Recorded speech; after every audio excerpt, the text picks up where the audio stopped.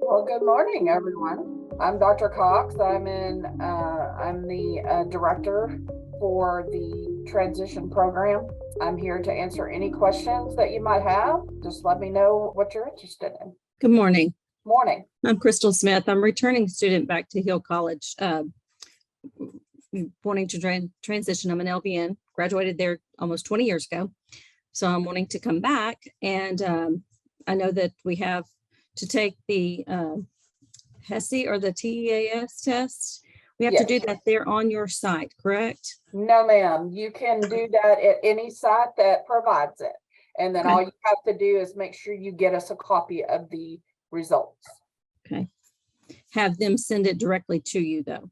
Well, you can send it to Teresa Palinkas. Okay. Yes. Do you have her? Do you know how to spell? Okay. I've looked up stuff quite a bit, been researching. So I just want to make sure that, some of the colleges have requested that you come to their campus or what have you. So I want to make sure I knew kind of where I was going with this. Right. Yes. Just send it directly to Teresa, and then because she's the one that takes all the paperwork. And the start date, I looked at, I printed out the paperwork on it with the missions, and the very start date would be in May or June. The start date is June 5th, will be the first day on campus. Now, we will have a orientation that is prior to that. And if you are accepted into the program, then we will send you a letter saying where you need to be and all that stuff. Where are we doing clinical rotations at now? Where do y'all go to in terms of rotations? We actually have several sites. We go to Hughley and we go to THR Cleburne, that is right across the street here. I'm at the Cleburne campus right now. We are also working on several other sites. We're going to use Burleson ISD for the school nursing. We also have Joshua ISD, Hillsborough ISD, and Whitney ISD. We go to Fresenius, which is we have two sites for that, which are in Cleburne and Hillsborough for dialysis. We also do community hospice, and we do wound care, outpatient wound care. So we're trying to continuously incorporate more bases so that we can give y'all the broadest experience that we can give you. So, things, I could pick up some more between now and then, it's hard to say, but those are the spaces we have right now. And this admission that we're looking at currently right now is for the Hill County campus, the Hill there in Hillsborough. Yes.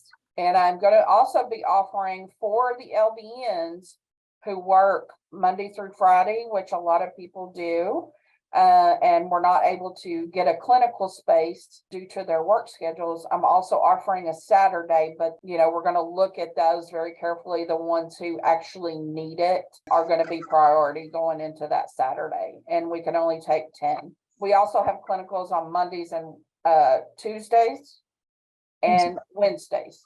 And what has been maybe, I know with COVID, it's kind of number wise, but statistically saying, what has been your opening numbers that you have and what you are currently taking in terms of admission into the LVN transition? And what has your numbers been where you've pulled in? How many are you opening slots for? Right now, generally 20 students is what I have openings for.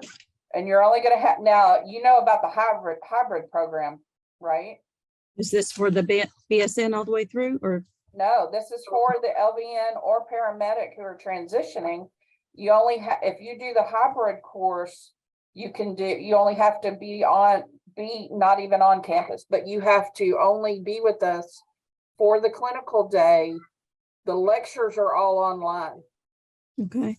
So you're only coming to campus for testing. Okay. And for you will go out to the sites that y'all put us at, though. Every week you'll go to a site. And then when they have a test or you want to study, or because we have people want to do study groups and things like that, they come up to campus.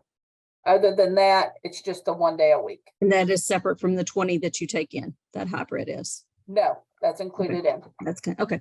Yeah. How many instructors are with us now? Total, I have 6 Okay. instructors that are full-time, and then I have adjuncts as well.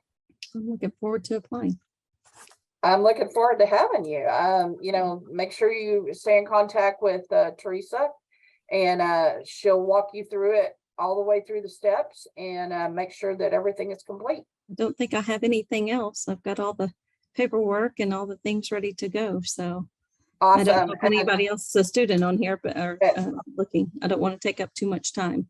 Yeah, and feel free to email me at any time. It's just dcox@hillcollege.edu. And I think that's part of our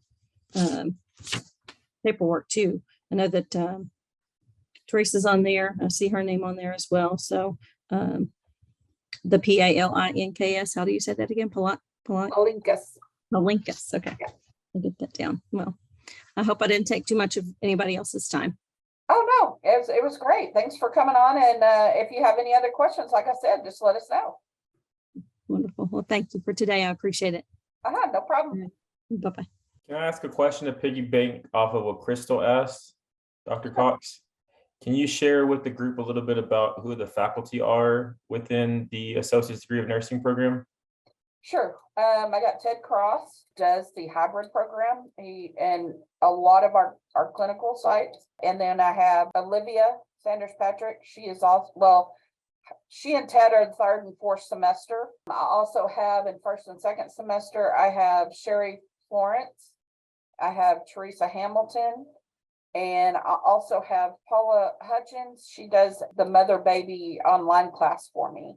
And then I do the mental health. No comments, Kathleen, on that.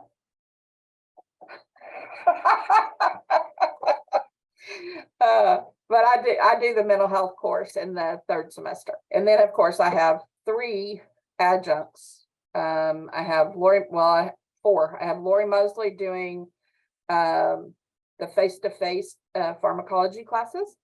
And I have Linda Johnson doing online pharmacology class.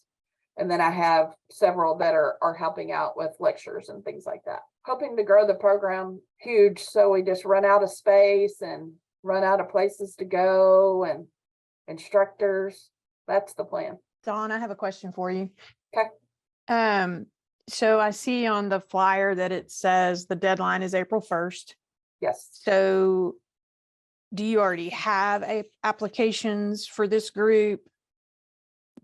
How many do you have? How many do you accept? I'm gonna try to accept 20, and that, like I said, they have to decide from the beginning. Do they want to be in the face-to-face lecture, or do they want to be in the hybrid? Because that makes a difference.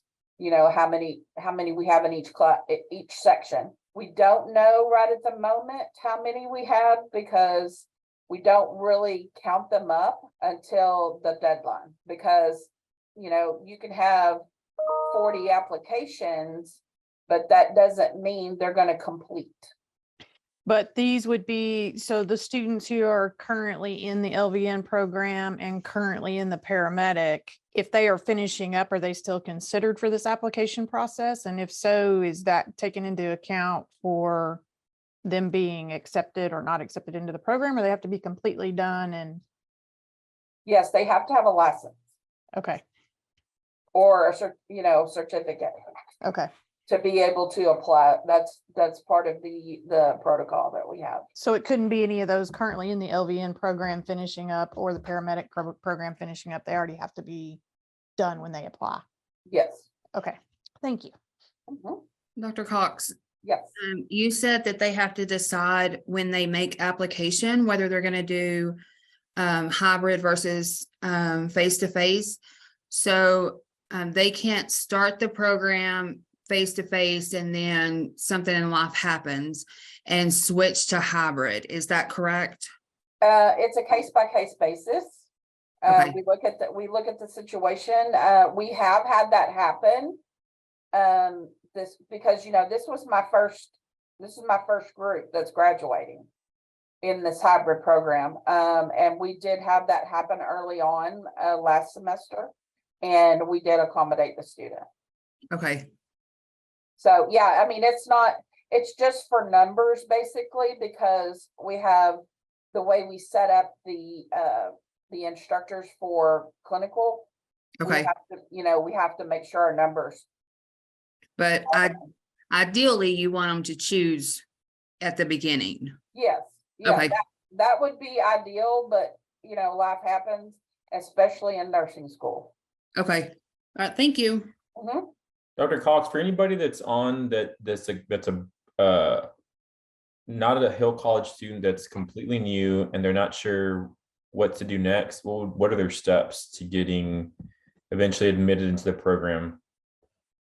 Well, first of all, they have to be admitted into the college, and then even if they've never gone to college, then of course they have to do all of their prereqs. They have to qualify for the TSI, all those things first.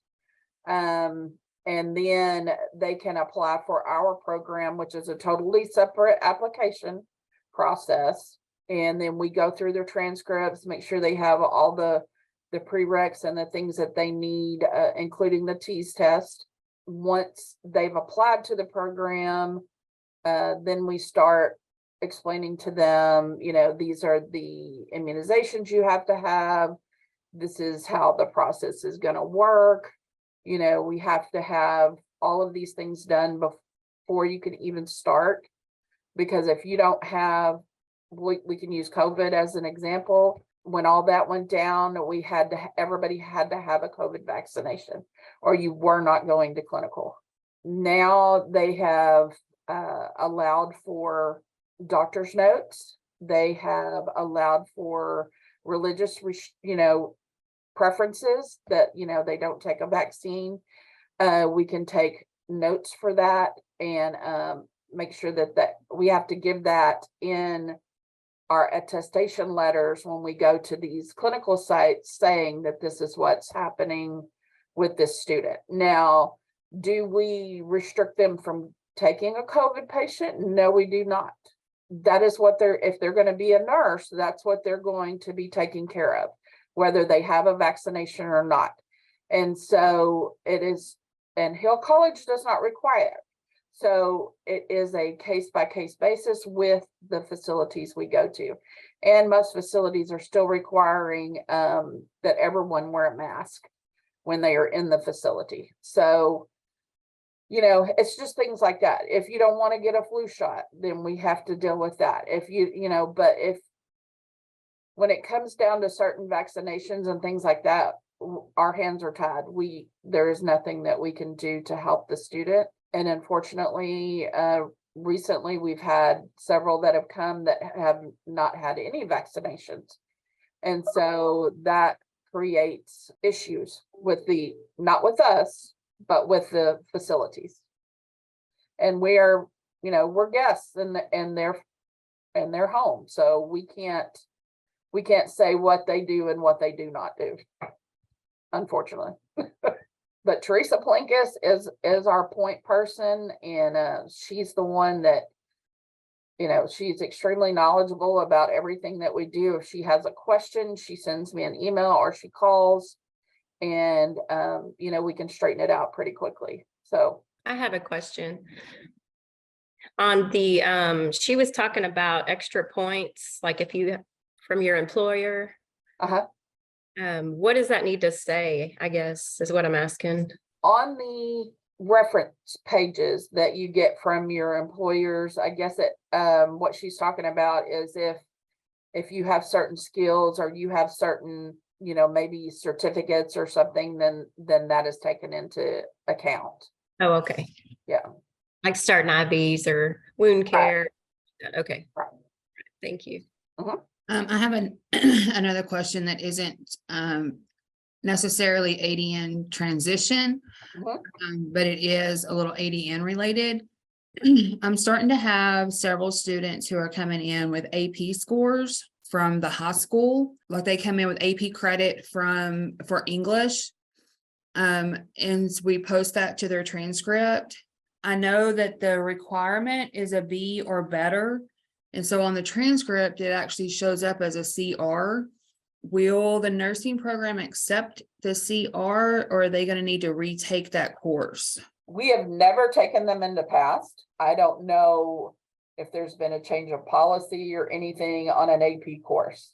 I mean, if you've never taken them in the past, that answers my question. Yeah, we've never taken them in the past, and we won't take like CLEP tests. Okay. We will take like if it's English 1301 and they CLEP it.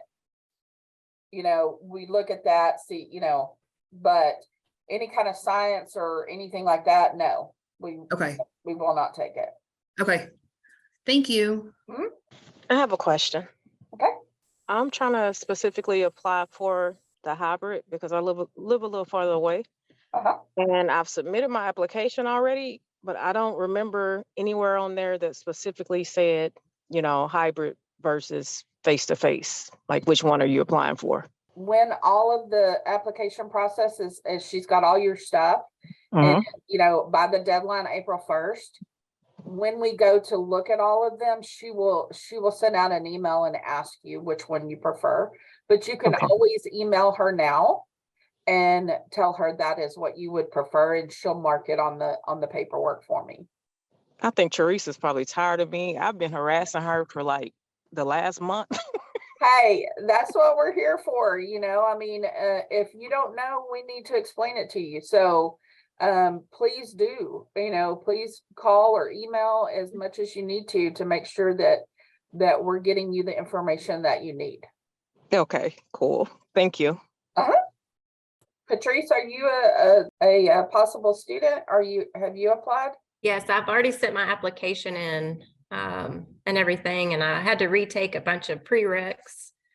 I've been a student, I graduated from LVN in 2002 from there. So just life happened and I never did go back. So I'm got an empty nest and I'm ready to go back and try to get it done. Good. Just, stay with Teresa. She'll get you all set. I'm just trying to write down everybody's names that are actually applying so I can talk to Teresa about it when I get a chance to make sure that we have you guys all ready to go. Can I ask a quick question in regards to financial aid? I will do my best. I just need to know if anything's changing up. The transition's still 6 hours for that first semester, correct?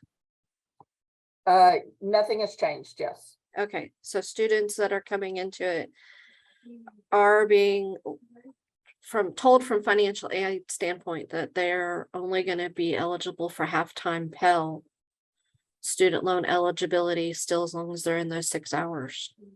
I just wanted to be sure that nothing had changed on that end. Thank you. And that's for the summer, right?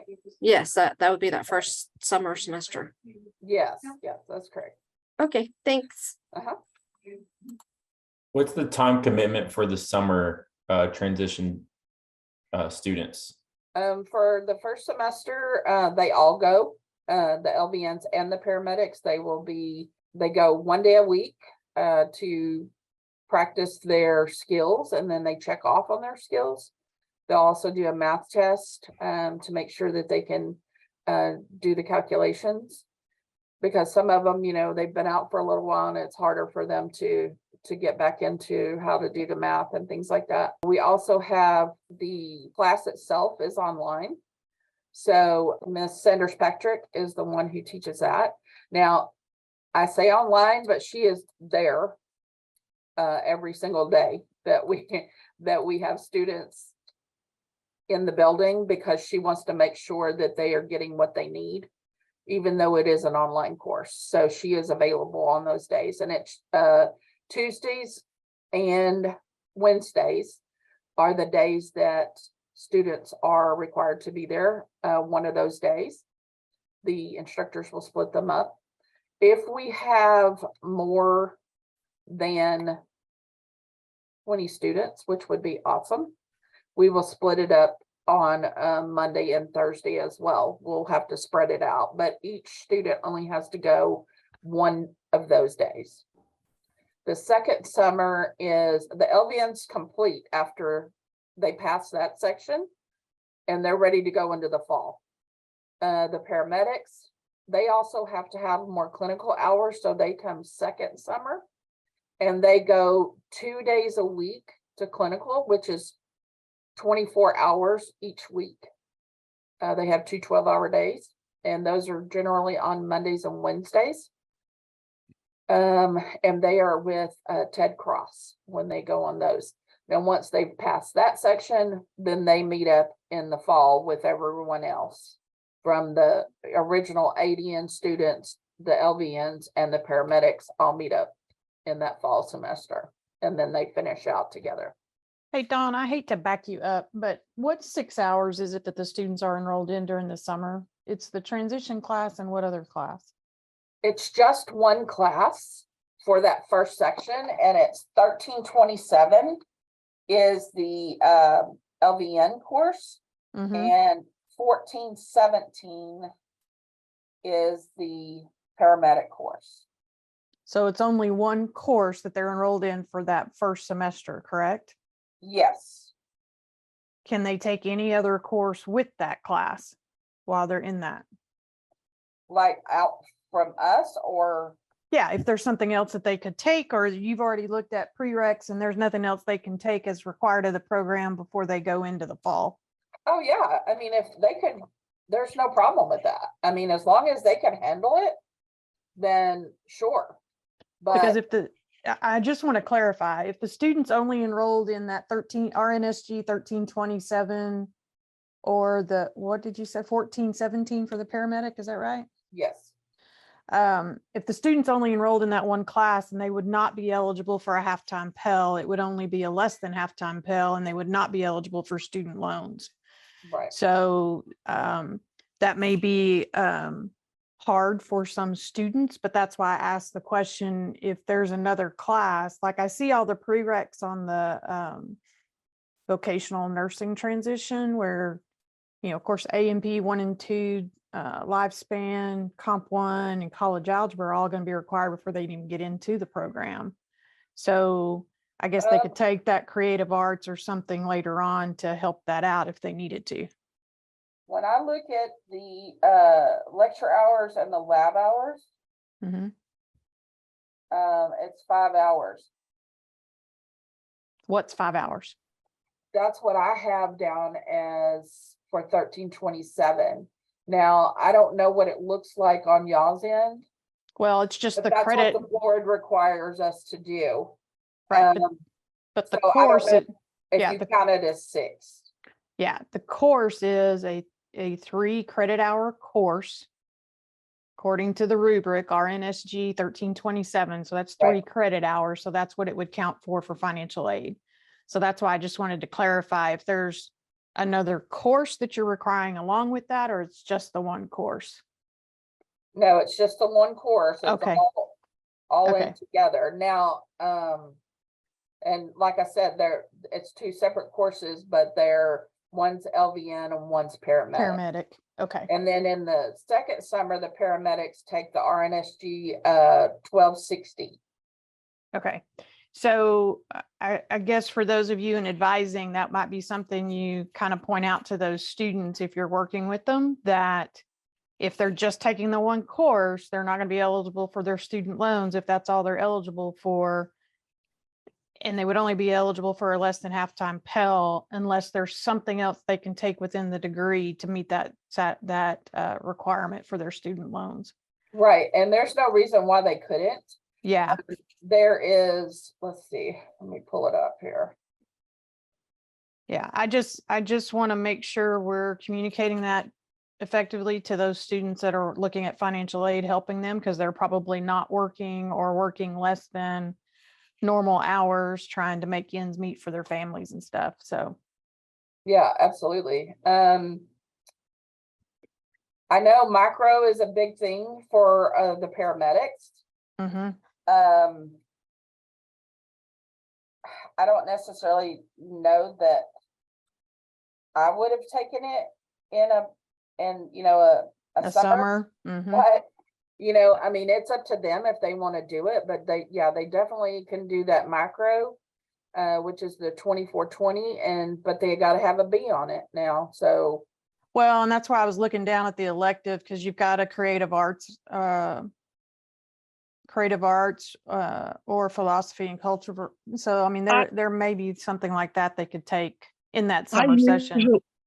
Usually when we advise those students, we try to put them in an academic class that will give them their 6 hours, but not overwhelm them. Right. right. Now, Yeah. And I mean, and that's totally up to you guys, because you're sitting there face to face with them, Mhm. you can kind of gauge if that you think they're going to be able to handle that kind of a load over a summer. But yeah, I mean, Kathleen, that would be optimal for them to do, like Okay. a philosophy, or, something that's, not as intensive as maybe macro, but I just remember that being one class in the past when I was working more closely with financial aid students. So I Yeah. just wanted to clarify for myself. So thank you. Kathleen, Mhm. you said another class within the degree. Does that include any core class, or does it have to be specific to that degree? It's going to have to be to that degree, because remember, the advising tree is going to control that, and it's only going to count those as 8 eligible hours. So the way that the degree is written, that education plan that you're looking at online is probably how Noel has it in the advising tree, and it is only going to allow those classes to count as 8 eligible hours. So if they already have that creative arts or that philosophy and culture, and they don't want to do that microbiology, which I wouldn't encourage them to do that during the summer, then they're only going to be eligible for that less than half-time Pell and no student loans. That is correct. Remember that core is on every student for tracking purposes by law in the state of Texas. However, it is the major aim that drives the course requirements, as well as drives financial aid eligibility of those courses. Okay, thank you for that clarification. Yep. I know, I heard you say that it has to be within their their course load, but could it be, and I know you're probably going to say no, but could it be, if they're going to be going on for a BSN, does that count in that section? If it's not required of the degree, it's not going to cover it. Okay, so if it's not required of my degree, Mhm. then it doesn't matter. Okay, got you. Mhm. Because I know, they can pick up another English or Mhm. their histories or whatever else they have to have for But that it would- BSN, but it doesn't count towards that. So No, ma'am, it doesn't. yeah. Well, it may be a good idea that they're really controlling this financial aid thing, because then people won't get in the mess that a lot of people are in now. Well, and it also helps with those excessive hours and that type of thing too. So I know that they're trying to work on things going outside, but in order to be eligible for financial aid at Hill College, it must be towards the degree at Hill College, not outside. Yeah, that makes sense. Makes complete sense. I have a couple questions. My first question is, do clinicals start the first week? In the summer, you don't have clinical in that first summer, but they start in the fall, generally the second week. Okay, thank you. And my second question is, what's the estimated cost of the program? So the best way I can explain this to you is that you're going to be billed each semester depending on the number of hours you're enrolled in. And so like we're talking about those first couple of courses that you're required to take in the first semester, you're really only going to be enrolled in one class. If you can see my screen, it's on the website. If you were to go to hillcollege.edu, go to Campus Life and Business Office, there's a section here called Tuition and Required Fees. And when you click on that, depending on your residency status, so Hill County, Johnson County, out of district, non-resident, but out of district is probably the best guess You can look at the number of semester credit hours you're enrolled, and that would give you an estimated cost. So I believe for the summer, you would be in 3 or 4 hours, depending on whether you're a paramedic or LVN. And then for each semester following, which I believe would be full-time, Dr. Cox, is that right? They're in 12 hours, those semesters. So then you would come down to 12 hours, and there's your estimated cost for each semester. So this is based on out of district. If you're considered in district or non-resident, that would be a little different. But that's the best cost I can give you per semester. Now, that's not including your books and supplies. That's not including your scrubs and your required uniform to wear for class and clinicals, that type of thing, which I believe the program has a breakdown of what that cost is. And I think Dr. Cox can share that with you. And I hope that answers your question. Yes, thank you. You're welcome. And Teresa Palinkas has that entire breakdown, so she can give it to you, what the costs are for the things in the classroom. Do we have any other potential students in the class, in the Zoom right now? Hi, my name is Michelle. I do have a question in regards to the TEAS test. Does it have to be taken on campus, or is it something that we can do proctored?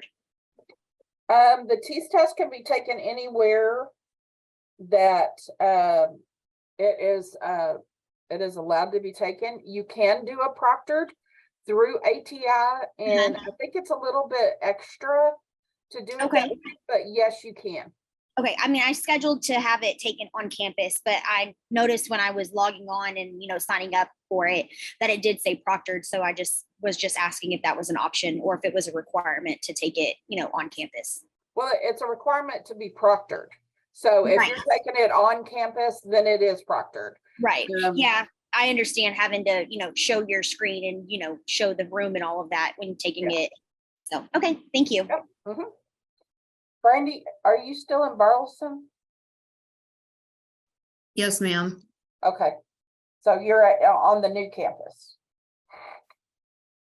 Yes, ma'am. Okay. So, and I believe that they just opened up testing up there as well. So we have had some students have asked to come and test, like the hybrid students who can test at whichever campus they want.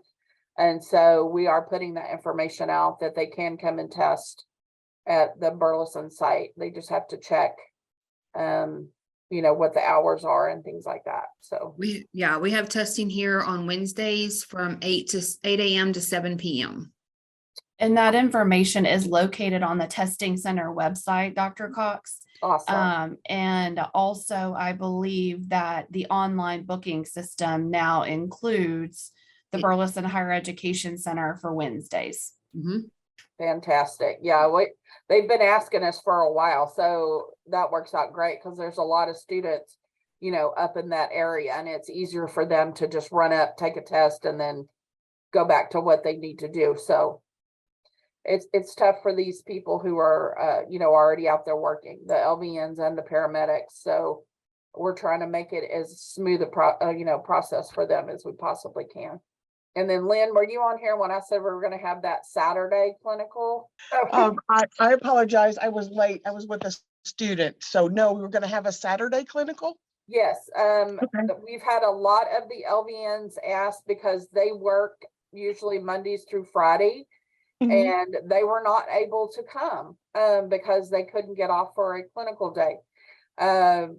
Thank goodness for Lori Mosley. She has agreed to do a Saturday clinical for us, for those students who, and it'll be first, they'll be our first priority, the ones that, show us that they are working Monday through Friday and can't get off.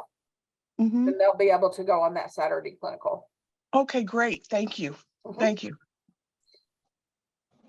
And Dr. Cox, before we conclude, I'd like to introduce Mandy Irvin. I'm not sure if she's with a student right now, but she is the Perkins Grant Career and Technical Education Success Coordinator for those students that are listening. Once you are a student, we encourage you to apply for reimbursement funds via the Carl Perkins Grant. There is additional assistance available in the form of transportation, book and supply, or childcare reimbursement. The application is found on the Hill College webpage, and I can post, or Mandy can post her information here in the chat.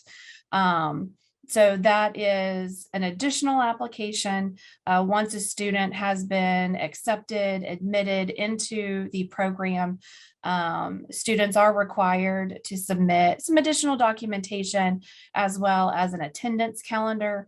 But the intent of the Carl Perkins Grant is to help offset or defray the cost of attendance. And so, for example, reimbursement includes mileage. We know that there are many students who travel, as Dr. Cox has alluded to. So there is the option of reimbursement for travel. Books and supplies is intended to offset the cost of books and supplies that are not covered by federal financial aid. So that is intended to cover out-of-pocket expenses. The third option for those that are eligible is childcare. So any of those three, again, are intended to help offset the cost of out-of-pocket expenses to assist students with attending. I have a question. Oh, Yes. sorry. In regards to that, so say we were trying to pay out of pocket for this. Would we be able to, if we don't take out any student loans, would we be able to use that Carl Perkins for books and stuff? Or do we, like, how does that, am I making sense? So the books and supplies is a reimbursement. Okay. So you would have to cover the cost of the book and supply. And because you're specifically asking about books and supplies, that is limited to $1,000 per eligible semester. And the books and supplies are those that are required of the program. So that would include like scrubs and all like the online, like, what am I trying to say? Like the VSIMs and stuff like that.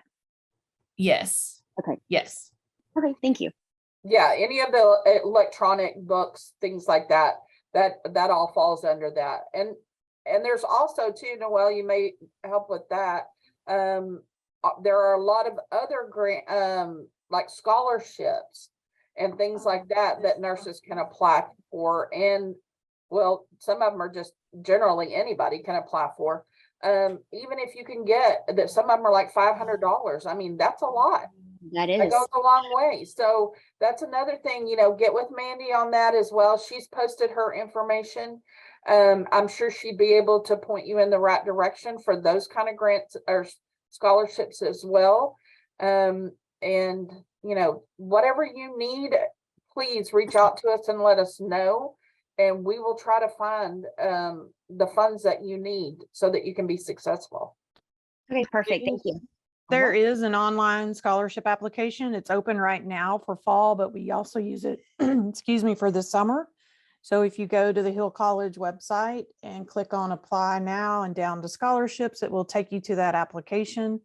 And we can consider you for those scholarships that Dr. Cox is referencing, but you do have to apply for those. Yes. So if you've not already applied to the college, you need to make sure you do that first, because it's going to require those Hill College logins for you to access that application. But then we can absolutely consider you for those funds for the summer and for next fall. Mandy, anything you want to add? I was just going to tell Michelle that I normally work really closely with all of our nursing students, especially when there's any kind of financial issues. And that, even if we don't have the exact answer you need, we can always point you in the right direction and help you get funds. Absolutely. Absolutely. Perfect. Thank you. She's your best go-to for that kind of thing. Wonderful. I mean, that is our main goal. We don't want anybody not to be able to go to school because of money. We're gonna do what we have to try to help you the best we can. Sometimes we just can't, we can't find it, but we're gonna do as much as possible to try to get you the funds that you need, the child care you need, gas money. I mean, all of it's out there in these grants and scholarships. We just have to get you pointed in the right direction and get you signed up for them. And, you know, please come to me if you're having issues. Let's see what we can do to help you. Do you have to be eligible for financial aid to apply for the scholarships? No, ma'am. Mm-mm. Okay, cool. Thank you. No. All right. Well, look, I mean, we're coming to the end of it. If there's any other questions that anybody has, please contact me or Teresa. Contact Mandy. You know, like I said, we are available. Most of us are available 24/7 on email. So if at any time you have a question, you can always email me or Teresa, and we'll be happy to get back with you and hopefully give you the answers that you need. We're a team. We're all here together. We want to help you, you know, get in the program, be successful, and move on to an amazing career. So, you know, reach out to us and let us help you out. And we'll do these periodically throughout the year so that we can make sure that we get all the information out there as much as possible.